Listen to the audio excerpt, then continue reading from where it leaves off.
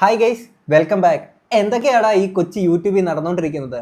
അല്ല, ഇത് ബോംബിടലിന്റെ ഒരു സീസൺ ആണോ സുഹൃത്തുക്കളെ? കാര്യം എം.ആർ. ഗ്യാങ് ഒരു സൈഡിൽ കൂടെ അങ്ങോട്ടും ഇങ്ങോട്ടും ബോംബിട്ട് കളിക്കുമ്പോഴത്തേക്കിന് തൊട്ടിപ്പുറത്ത് താണ്ടാ നോക്കുമ്പോൾ ഫിറോസ് ഖാൻ സജന ഇവരുടെ യൂണിവേഴ്സിൽ അടുത്ത ബോംബിടൽ നടന്നിരിക്കുകയാണ് സുഹൃത്തുക്കളെ.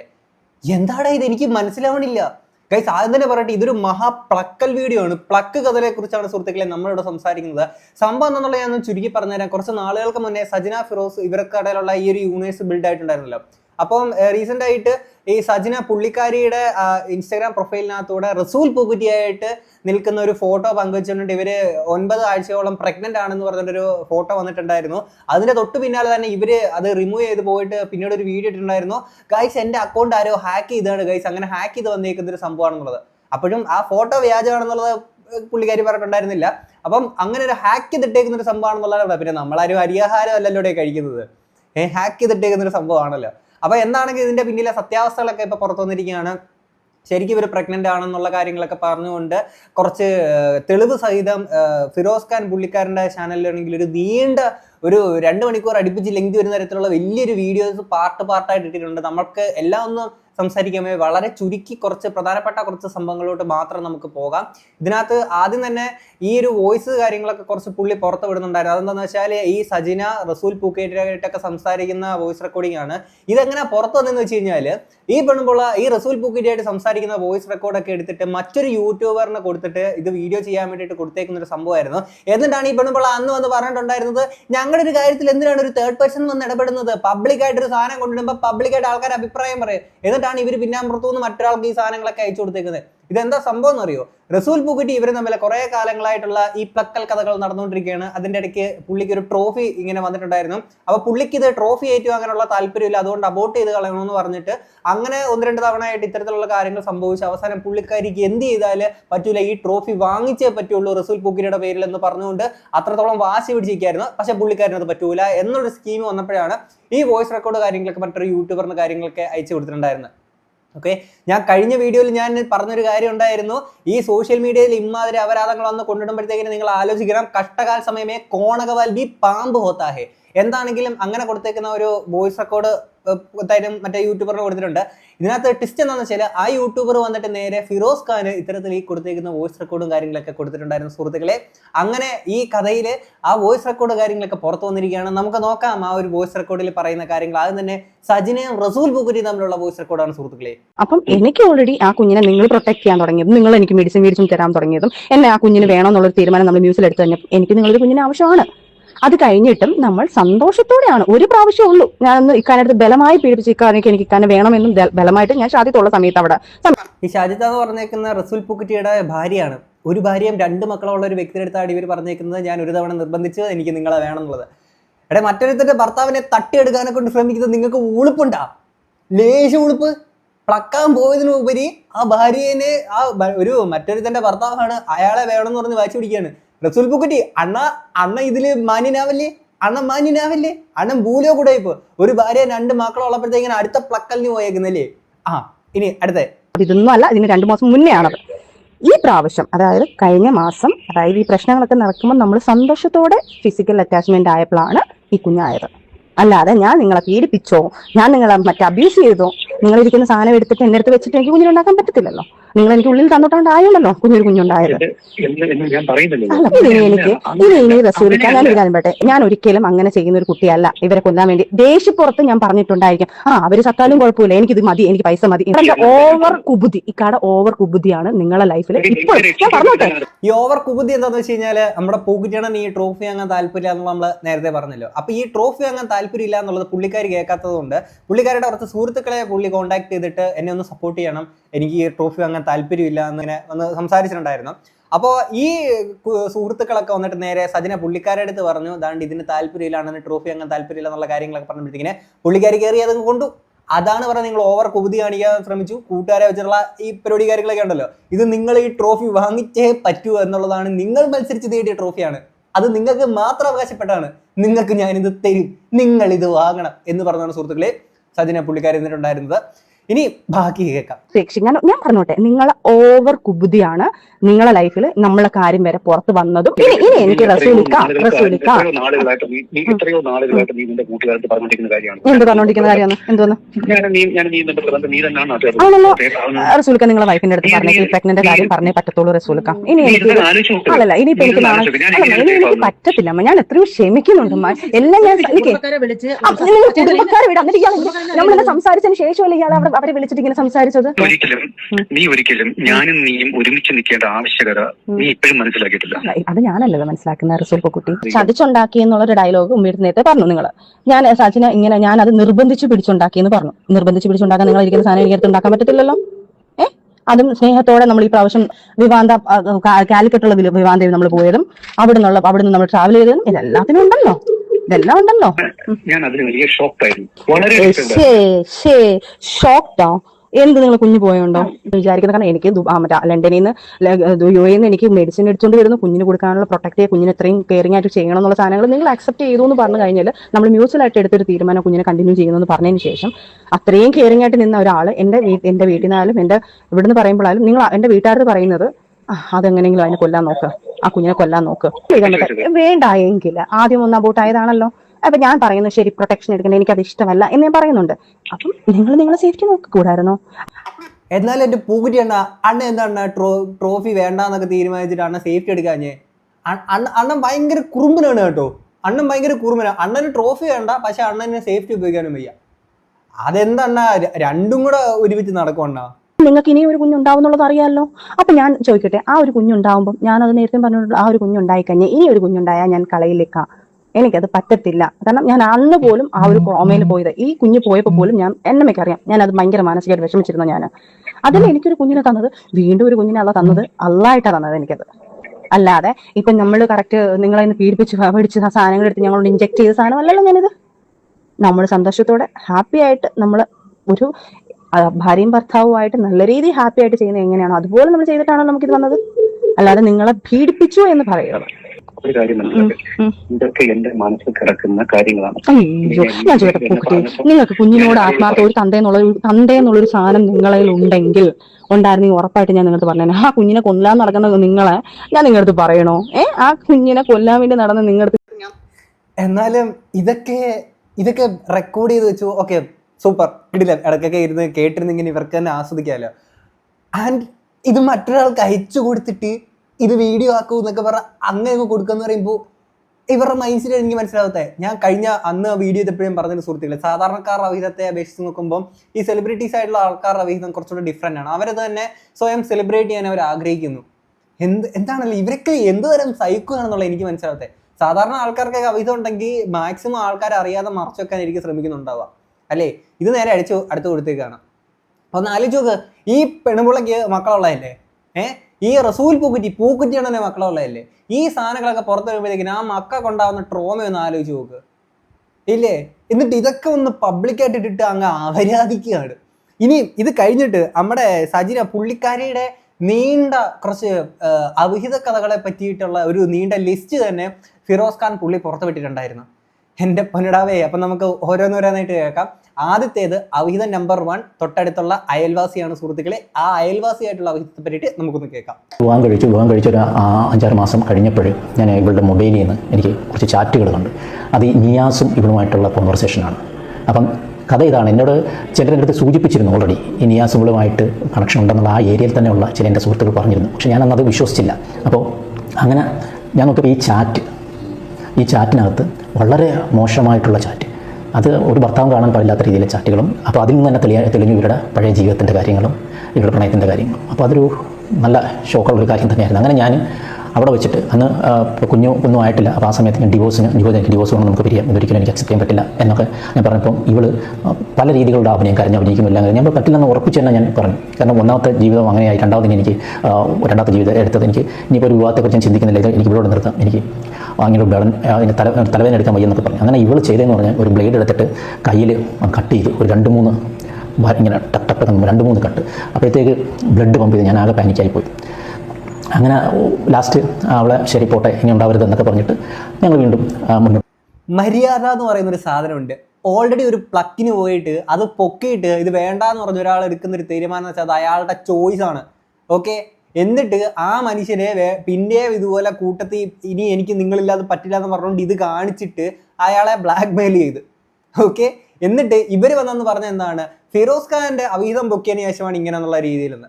ഈ പറയുന്ന ഫിറോസ് ഖാൻ സൂപ്പറാണെന്നോ കിടിലാണെന്നൊന്നും ഞാൻ എവിടെയും പറയുന്നില്ല കേട്ടോ. പക്ഷെ പുള്ളിക്കാരി വന്നിട്ട് ഞാൻ മറ്റേ നന്മപരമാണ്, കിടിലമാണ്, സൂപ്പറാണ്, ഞങ്ങളുടെ കാര്യത്തിൽ ആവശ്യമില്ലാത്ത ആൾക്കാർ കയറി ഇടപെടുന്നതെന്ന് പറഞ്ഞത് കൊണ്ട് ജസ്റ്റ് പറഞ്ഞു എന്ന് മാത്രമേ ഉള്ളൂ. ഇതൊക്കെ പബ്ലിക്ക് കൊണ്ടിരുന്നേക്കുന്നത് ഇവർ തന്നെയാണ് ഇല്ലേ. ഇനി അവിഹിതം നമ്പർ 2 നമുക്കിനി അത് കാണാം. ഇരിക്കുമ്പോൾ കുഞ്ഞായി, കുഞ്ഞിന് 2 വയസ്സായി. കുട്ടിയൊക്കെ അതിന് ശേഷം നമ്മൾ താമസിച്ചുകൊണ്ടിരുന്ന സ്ഥലത്ത് നിന്ന് മാറിയിട്ട് വേറെ ഫ്ലാറ്റിലേക്ക് താമസമായി. അവിടുന്ന് തൊട്ടടുത്ത ഫ്ലാറ്റിലെ ഒരു സിനിമയുമായി, ഈ ആൽബങ്ങൾ സിനിമയുമായിട്ടൊക്കെ ബന്ധപ്പെട്ട് നിൽക്കുന്ന ഒരു ഹസ്ബൻഡ് ആൻഡ് വൈഫാണ്. ഹസ്ബൻഡ് അസോസിയേറ്റ് ഡയറക്ടറാണ്, ഇവർ അസിസ്റ്റൻ്റായിട്ട് വർക്കുകളൊക്കെ ചെയ്യുന്നതാണ്. അങ്ങനെ ഇവർ മലപ്പുറത്ത് ഒരു ആൽബത്തിൻ്റെ വർക്കുമായിട്ട് ആ സമയത്ത് കണക്റ്റഡ് ആയിട്ട് നിൽക്കുന്നതാണ്. ഞങ്ങളുടെ വീടോട്ട് നല്ല അടുപ്പമായി ഈ 2 പേരും. അങ്ങനെ സജിനയുടെ ഈ അഭിനയമോഹം കാരണം സജിന അവരുടെ അടുത്ത് ആ കുട്ടിയെടുത്ത് ഇങ്ങനെ അവരോട്ട് നല്ല ഫ്രണ്ട്ഷിപ്പായി. അങ്ങനെ ഈ ആൽബത്തിൽ അഭിനയിപ്പിക്കാമെന്ന് പറഞ്ഞിട്ട് സജിന മലപ്പുറത്ത് കൊണ്ടുപോവുകയാണ്. മലപ്പുറം ഒരു പുതുക്കാട് അങ്ങനെ പറഞ്ഞ സ്ഥലത്ത്, കോട്ടയ്ക്കൽ പുതുക്കാട് എന്നുള്ള സ്ഥലത്ത് കൊണ്ടുപോകണം. അവരവിടെ ആൽബം പോകുന്നു. അപ്പം ഒരു ആൽബത്തിൻ്റെ ഷൂട്ടിങ്ങും കാര്യങ്ങളും എന്തൊക്കെയാണെന്ന് നമുക്കറിയാം. ഇവർ വരുന്നു, ഒരാഴ്ച ഒക്കെ അവിടെ കാരണം ഒരു പാട്ടിനൊക്കെ ഒരാഴ്ച എന്താണെന്നുള്ളത് എനിക്ക് മനസ്സിലാവുന്നില്ല. അപ്പോൾ എനിക്കെന്തോ സ്പെല്ലിംഗ് മിസ്റ്റേക്ക് മണത്തു. അങ്ങനെ സജന വരുന്നു. ഞാൻ ഈ മൊബൈലൊക്കെ ചെക്ക് ചെയ്ത് നോക്കുന്ന ആദ്യമൊന്നും കണ്ടില്ല. പക്ഷേ പയ്യെ എനിക്ക് മനസ്സിലായി അതിനകത്ത് അതിൻ്റെ ഡയറക്ടറുമായിട്ട് സജന പ്രണയത്തിലാണെന്നുള്ളത്. അങ്ങനെ ഞാനത് പിടിക്കുകയാണ്. അത് ഷാനിഫ് ഐരൂർ എന്നാണ് അവൻ്റെ പേര്. ഗുഡ് ഈവനിങ്, ഷാനിഫ് ഐരൂരാണ്. ഒരു പ്രൊജക്ടിന്റെ ലൊക്കേഷനിലാണ് എല്ലാവരും ഉള്ളത്. ഒരുപാട് പ്രത്യേകത നിറഞ്ഞിട്ടുള്ള ഒരുപാട്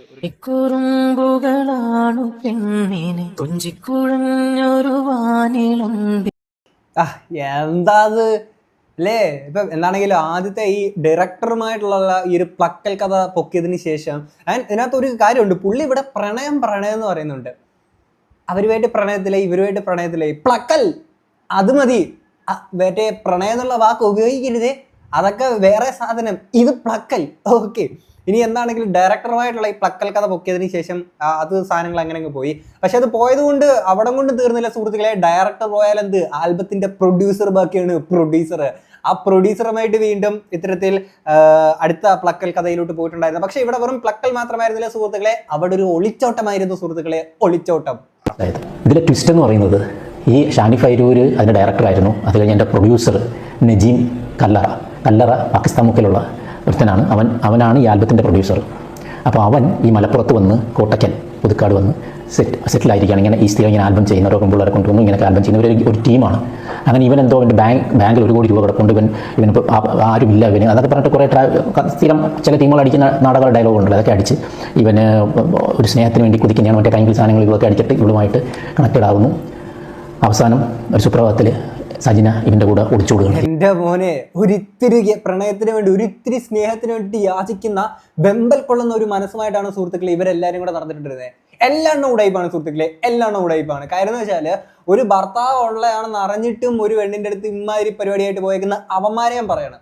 ഓക്കെ, ഇത് സ്വന്തമായിട്ടൊരു ഭർത്താവ് ഉണ്ടായിട്ട് ഇയാളെല്ലാം സഹിച്ച് ക്ഷമിച്ച് ഓക്കെ ബാക്കി ഇതിനു മുമ്പുള്ള സംഭവങ്ങളെല്ലാം പോട്ടേന്ന് വെച്ച് നിന്നിട്ടുള്ള ആ മനസ്സിനെ വീണ്ടും പരിചിട്ട് പോയേക്കുന്ന ഇവരെയും പറയണം അല്ലേ. എന്നാണെങ്കിലും അവിടെ കൊണ്ട് തീർന്നില്ല, ഇത് ഒളിച്ചോട്ടമായിരുന്നു. അവിടെ നേരെ ഇയാളുമായിട്ടുള്ള ഒളിച്ചോട്ടമായിരുന്നു. പിന്നെ ഫിറോസ് ഖാനുമായിട്ട് ഇനി ജീവിക്കുന്നില്ല, സ്വന്തം ഇഷ്ടപ്രകാരമാണ് പോകുന്നത്. കുറച്ച് മുദ്ര പേപ്പർ എഴുതി ഒപ്പിട്ടു. ഇതൊക്കെ ഏതൊക്കെ ഡയമെൻഷനിലോട്ടാണ് സുഹൃത്തുക്കളെ ഇത് പോകുന്നത്. നമുക്ക് ഇനി അതിന്റെ ഒരു വീഡിയോ കൂടെ പുള്ളി വെച്ചിട്ടുണ്ട്, നമുക്ക് അതോടെ കാണാം. വർഷങ്ങൾക്ക് മുന്നേ അയച്ച ആ വീഡിയോ ആണ്, അതൊക്കെ ഡിലീറ്റ് ചെയ്ത് പോയെന്നാണ് ഞാൻ വിചാരിച്ചത്. ഇപ്പോൾ ഐക്ലൗഡിൽ ഉണ്ടായിരുന്നു. നിങ്ങൾ ആ വീഡിയോ ഒന്ന് കണ്ടു നോക്കണം.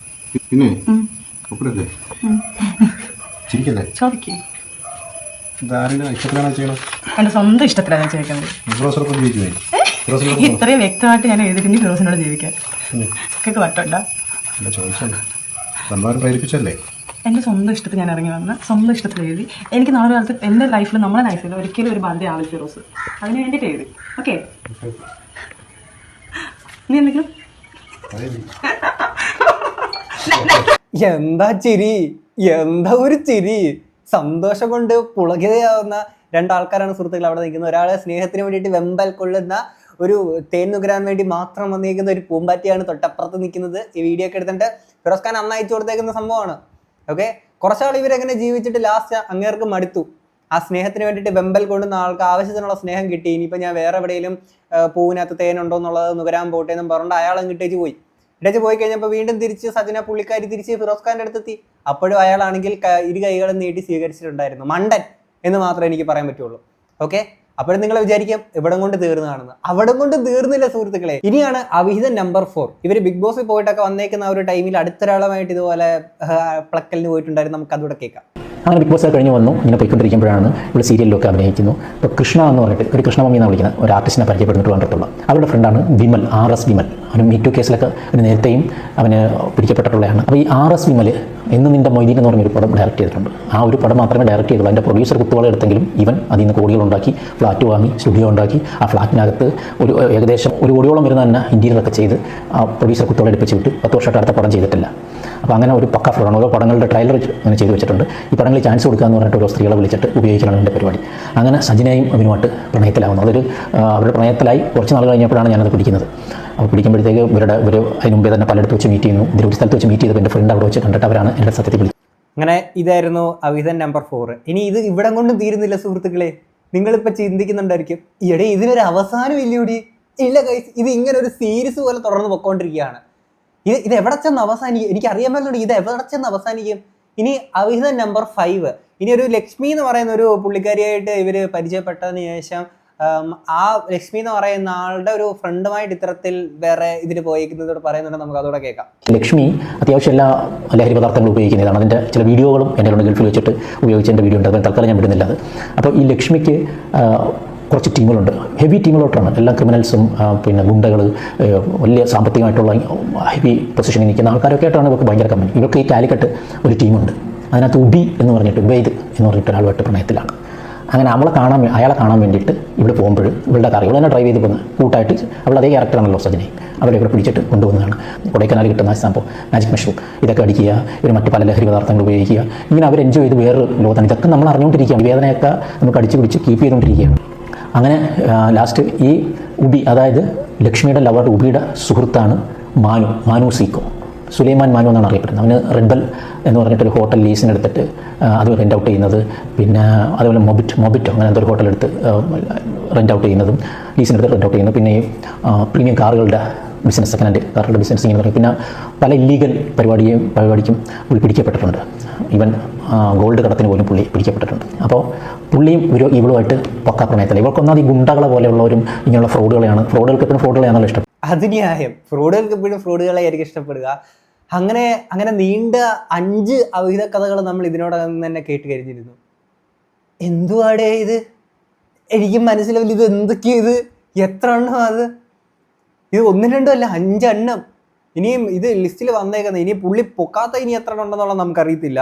എന്താണെങ്കിലും ഇതിന് ശേഷം റസൂൽ പൂക്കുറ്റി അന്ന് ഇവർ തമ്മിലുള്ള ഈ ഒരു ബന്ധങ്ങൾ അറിഞ്ഞതിന് ശേഷം ദേവി എൻ്റെ ഭാര്യനെ ഒന്ന് വിട്ടിരണം, ഞങ്ങളുടെ കാര്യത്തിൽ ഇനി ഇടപെടാൻ വരരുത്, എൻ്റെ പൊന്നണ്ണ, നിങ്ങൾക്ക് എന്തിനാണ് ഈ ആവശ്യമില്ലാത്ത ട്രോഫി? വല്ലോൻ്റെ കയ്യിലിരിക്കുന്ന അല്ലെങ്കിൽ വല്ലോൻ്റെ ഗ്രൗണ്ടിനകത്തു നിന്നും നിങ്ങൾക്ക് മാച്ച് കളിച്ചിട്ട് എന്തിനാ ട്രോഫി വാങ്ങാൻ നിൽക്കുന്നത് എന്നുള്ളൊരു യാചനയായിട്ട് പുള്ളി അവിടെ എത്തിയിട്ടുണ്ടായിരുന്നു ആ ഒരു വീട്ടിലോട്ട്. അപ്പോൾ അതിനുശേഷം അന്ന് പുള്ളി ഒരു വീഡിയോ എടുത്തിട്ടുണ്ടായിരുന്നു. പക്ഷെ അവിടെ റസൂൽ പൂക്കുറ്റിയിട്ടായിരുന്നില്ല, പൂക്കുറ്റിയുടെ ബ്രദേഴ്സ് ആയിരുന്നു ഉണ്ടായിരുന്നത്. അന്നത്തെ ആ ഒരു വീഡിയോ കൂടെ നമുക്ക് കാണാം.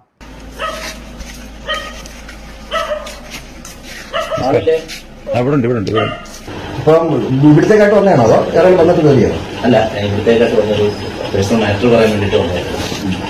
അപ്പോൾ അതിൻ്റെ കാരണക്കാരൻ അറസ്റ്റ് കൂട്ടിയായിരുന്നു. ഞാൻ പുള്ളിയെ വിളിച്ച് അപ്പോൾ എനിക്ക് അത് പ്രശ്നം ഉണ്ടായിരുന്നു. കാരണം പുള്ളി ലൈഫ് കുടുംബമായിട്ട് ജീവിക്കുന്നതാണ്.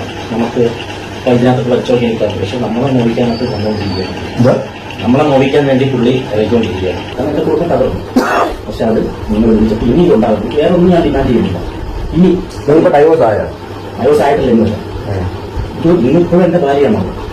മനസ്സിലായി? അപ്പോൾ നിങ്ങൾ വിളിച്ചിട്ടൊക്കെ കാര്യം ശരിയാണ്. ഇനി സജിനയുമായിട്ട് സജിനെ പ്രൊട്ടക്ട് ചെയ്യാനോ സജിനെ കാണാനോ ഞങ്ങളുടെ ജീവിതത്തിലേക്ക് ഇനി വരാൻ പാടില്ല. ഇത് കാരണം ഞാൻ ഇനി തുറന്നു കഴിഞ്ഞാൽ, കാരണം നിങ്ങൾക്ക് പറയാൻ പോകുന്നത് ഇനിയും പുള്ളിയെ തുറന്നു കഴിഞ്ഞാൽ എനിക്ക് എൻ്റെ ഇത് പോകേണ്ടി വരും. കാരണം എൻ്റെ കുടുംബം നാട് പോകാനായിരിക്കും. പറഞ്ഞേ ഫിറോസ് പറഞ്ഞു കഴിഞ്ഞാ ഈ നോമ്പ് ഇതാക്കിയിട്ട് ഫിറോസ് പറഞ്ഞു കഴിഞ്ഞാണ് നിങ്ങൾ ഉദ്ദേശിക്കുന്ന ആളല്ല റസൂൽ. റസൂലിന്റെ കുടുംബമാണ് ഫസ്റ്റ്. മക്കളെയും തള്ളയും വിട്ടിട്ട് ഒരു ഏർപ്പാടും റസൂൽ നിൽക്കുന്നത്. പിന്നെ എന്റെ അനിയന്റെ ഭാഗത്ത് നിന്ന് ഒരു റോഗം ഉണ്ടാകും. അതെ, ഒരു ഏർപ്പാടും ഇല്ലാത്തതുകൊണ്ടാണ് വേറെ ഗ്രൗണ്ടിൽ പോയിട്ട് മാച്ച് കളിക്കാൻ പോയിട്ട് അവിടെ ഒരു ട്രോഫി കിട്ടുമ്പോഴത്തേക്കിന് എനിക്ക് ട്രോഫി വേണ്ട, മാച്ച് മാത്രം മതി എനിക്ക്, ട്രോഫി വേണ്ട, ട്രോഫി നിങ്ങൾ വേറെ ആർക്കെങ്കിലും കൊടുത്തേക്കെന്ന് പറഞ്ഞിട്ടാണ് റസൂൽ പൂക്കുറ്റി പോകുന്നത്. അതാണ് മാന്യത. തനിക്ക് ഭാര്യ 2 മക്കളുള്ളത് കൊണ്ട് ഇടയ്ക്കൊക്കെ മാച്ചസിന് പോകും, പക്ഷേ അവിടുന്ന് ട്രോഫി ഒന്നും വേണ്ട എന്നുള്ളതാണ് പൂക്കുറ്റിയണ്ണൻ്റെ തീരുമാനം. പക്ഷേ ഫിറോസ് ഖാൻ പുള്ളിയുടെ ഒക്കെ ഒരു അവസ്ഥയിലേക്കുമ്പോഴത്തേക്കിന് കഷ്ടമുണ്ടേ. ഒരു തൻ്റെ സ്വന്തം ഭാര്യയ്ക്ക് ഇതുപോലെ മറ്റുള്ളവരായിട്ടൊക്കെ ഇങ്ങനെ ഈ അവിഹിതം കാര്യങ്ങളൊക്കെ ആയിട്ട് പോയിട്ട് പിന്നീട് ആരുമായിട്ടാണോ പോയേക്കുന്നത് അവരുടെ വീട്ടിൽ ചെന്നിട്ട് ഞങ്ങളുടെ ജീവിതത്തിൽ വന്ന് ഇടപെടരുതെന്ന് പറഞ്ഞ് യാചിക്കേണ്ടി വരുന്നൊരവസ്ഥ എന്ന് പറഞ്ഞു കഴിഞ്ഞാൽ അത് ഭയങ്കര പെയിൻഫുൾ ആയിട്ടുള്ളൊരു സാധനമാണ്. പുള്ളി എങ്ങനെ ഇത് ഇത്രയും നാൾ സഹിച്ചു എന്നുള്ളത് ആലോചിക്കുമ്പോഴത്തേക്കിന് എൻ്റെ പൊന്നെ. എന്നിട്ട് പുള്ളിക്കാരി അപ്പുറത്ത് വന്നിട്ട് വലിയ നന്മവരം കളിച്ചിട്ട് എൻ്റെ അക്കൗണ്ട് ഈ പറയുന്ന ഹാക്ക് ചെയ്യപ്പെട്ടേ എന്നൊക്കെ പറയുമ്പോഴേ ഇപ്പം എന്തിനാണ് ഇങ്ങനത്തെ സാധനങ്ങളൊക്കെ ഇടുന്നതെന്നറിയോ? പൂക്കുറ്റിയണ്ണൻ്റെ 3 കോടി സംതിങ് രൂപ ഇവർക്ക് ഇപ്പോൾ വേണം ഈ ട്രോഫി ഇത് കളയണമെന്നുണ്ടെങ്കിൽ. ഇതാക്കെ അതിന്റെ വോയിസ് ഒക്കെ കേൾക്കാം. ഇല്ല എന്ന് ഞാൻ പറഞ്ഞിട്ടുണ്ട്, അയാളുടെ ഫാമിലി വേണ്ടെങ്കിൽ അയാൾ ഇന്ന് 3 CR ഇന്ന് ഇവിടെ കൊണ്ടുവരണം. എനിക്ക് പൈസ മതി മോനെ, എനിക്ക് ഇനി എന്തായാലും നേരെ വേണ്ട, എനിക്ക് ഹാപ്പി ആയിട്ട് ജീവിക്കണം. എന്റെ പൊന്നും ഇല്ലല്ല, അപ്പുറത്തെ റൂമിൽ ഇരിപ്പുണ്ട്. ഞാൻ പറഞ്ഞിട്ടുണ്ട്, ഇവിടെ നിന്ന് ഇറങ്ങുവാണെങ്കിൽ ഒന്നല്ലെങ്കിൽ എങ്ങനെ ഷാദിയാന്നുള്ളത് അയാളെ ഫാമിലിയും അയാളെ അഭിമാനമാണ് വരുന്നത്. അല്ലല്ല, എന്റെ അഭിമാന പ്രശ്നമല്ല. എന്നെ ഇത്രയും ചോദിച്ച് ഇയാളെ വൃത്തികേട് ഫിറോസ് വരെ പറഞ്ഞതാ ഇവന്റെ കുറെ കാലല്ലല്ല. അത് കുഴപ്പമില്ല, ഞാൻ അകത്ത് പോയി കടന്നാലും കുഴപ്പമില്ല. ഇത് അവസാനിക്കുന്നത് ഇത് തന്നെയായിരിക്കും. 3 CR എനിക്ക് അയാൾ തന്നില്ല, ഇത് കുഴപ്പമില്ലല്ലോ. ഞാൻ എന്നെ ഇതാണ് ചോദിക്കുന്നത്. അതിന് എനിക്ക് എന്തോന്നടേ നമ്മുടെ മറ്റേ തേൻകണിയാ ട്രോഫി വേണ്ടെന്നുണ്ടെങ്കിൽ ഇത്രയും പൈസ എന്ന് പറഞ്ഞിട്ട് നാണമുണ്ട്, ഉളുപ്പുണ്ട് എന്നുള്ളതാണ് എനിക്ക് ചോദിക്കാനുള്ളത്. ഓൾറെഡി ഭാര്യ മക്കളുള്ള ഒരു വ്യക്തിയാണ് അയാൾ. ഇവരും തമ്മിൽ 2 പേരും തമ്മിൽ അങ്ങോട്ടേക്കും പ്ലക്കൾ നിന്നിട്ട് ട്രോഫി 2 പേർക്കും, ഒരാൾക്ക് ട്രോഫി വേണം, ഒരാൾക്ക് ട്രോഫി വേണ്ട. അപ്പം മറ്റേ ആളും ട്രോഫി വേണ്ടാന്ന് തീരുമാനിക്കണമെങ്കിൽ 3 കോടി കൊടുക്കണം. അപ്പം ഇത് പുള്ളി മറ്റേ തള്ളിപ്പറഞ്ഞതിൻ്റെ പേരിലാണ് മറ്റേ ഫോട്ടോ ഒക്കെ എടുത്ത് മറ്റേ ഞാൻ 9 വീക്കോളം പ്രഗ്നന്റ് ആണെന്നും പറഞ്ഞുകൊണ്ട് ഫോട്ടോ ഇടുകയും പിന്നീട് അയാളൊന്ന് പേടിപ്പിക്കാൻ വേണ്ടി ഇട്ടാണോ? എന്നിട്ട് നേരെ ഇവരെ തന്നെ റിമൂവ് ആക്കിയിട്ട് അടുത്തൊരു കഥ, ഗൈസ് എൻ്റെ അത് ഹാക്കായി പോയതാണ് ഗൈസ്. പിന്നെ ഹാക്കായി പോയിട്ട് നിങ്ങളുടെ അക്കൗണ്ടിൽ നിന്ന് ഇങ്ങനെ ഇടാനെ കൊണ്ടാണല്ലോ ആൾക്കാർക്ക് തലയ്ക്ക് വല്ല വെളിവില്ലയോ? അതാ ഞാൻ ആലോചിക്കുന്നത്. ഹാക്കായിട്ട് പോയിട്ട് ഇങ്ങനെ ഒരു സാധനം ഇട്ടു എന്ന് പറയാനെ കൊണ്ട്. അല്ല, അത്രയ്ക്കുള്ള ശത്രുക്കൾ നിങ്ങൾക്ക് ആരെങ്കിലും ഉണ്ടെന്നുണ്ടെങ്കിൽ തീർച്ചയായിട്ടും അവരെ ഇതുപോലെ പോലീസിന് പരാതിയൊക്കെ കൊടുത്തിട്ട് അവരെ സമൂഹത്തിന് ഈ പബ്ലിക്കിൽ കൊണ്ടുവരണം. ഇങ്ങനെ ഒരാളെ ചെയ്യാൻ പാടില്ലല്ലോ. എൻ്റെ പൊന്നോ, ഇത് എന്തോന്നടേ ഇത്. എന്താണെങ്കിൽ ഫിറോസ് ഖാൻ പുള്ളിയുടെ അവസ്ഥ ആലോചിക്കുമ്പോഴാണ് സ്വന്തം ഭാര്യയ്ക്ക് ഇങ്ങനൊരു അവിഹിതം ഉണ്ടായിട്ട് ആരുമായിട്ടാണോ അവിഹിതം ഉണ്ടായത് അയാളുടെ വീട്ടിൽ പോയിട്ട് ദയവ് ചെയ്ത് ഞങ്ങളുടെ ജീവിതത്തിൽ ഇടവരുത്, ഭാര്യയായിട്ട് അവിഹിതം ഉണ്ടാക്കല്ലേ എന്ന് പറയേണ്ടി വരുന്ന ഒരാളുടെ അവസ്ഥ എന്ന് പറഞ്ഞു കഴിഞ്ഞാൽ ഇറ്റ്സ് ഹൊറിബിളി. ഇതെന്താണെങ്കിലും ഇതൊരു അപരാധ വീഡിയോസ് ആയി മാറിക്കൊണ്ടിരിക്കുകയാണ് സുഹൃത്തുക്കളെ. തൊട്ടപ്പുറത്ത് തോപ്പിയുടെ MRC ഗ്യാങ്ങിന്റെ ഒരു അപരാധം നടക്കുന്നു, തൊട്ടിപ്പുറത്ത് ഫിറോസ് ഖാൻ സജനയുടെ അടുത്തൊരു അപരാധം നടക്കുന്ന. ഇത്രയും കണ്ടിട്ട് നിങ്ങൾക്ക് എന്താ തോന്നുന്നത്? തീർച്ചയായും കമന്റ് ബോക്സിൽ നമുക്ക് അടുത്തൊരു വീഡിയോ ആയിട്ട് കാണാം. അപ്പോൾ ശരി, ബൈ.